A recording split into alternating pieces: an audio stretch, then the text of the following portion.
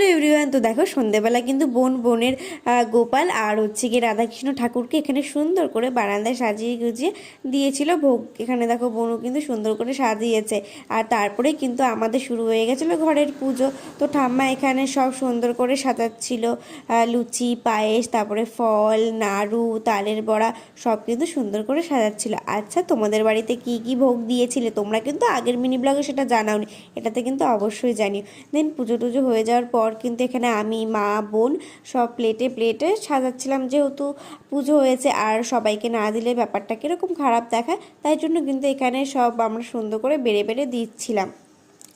আচ্ছা, তোমাদের আমার মিনি ব্লগগুলো কেমন লাগছে বললে না তো অবশ্যই কিন্তু কমেন্ট করে জানিও।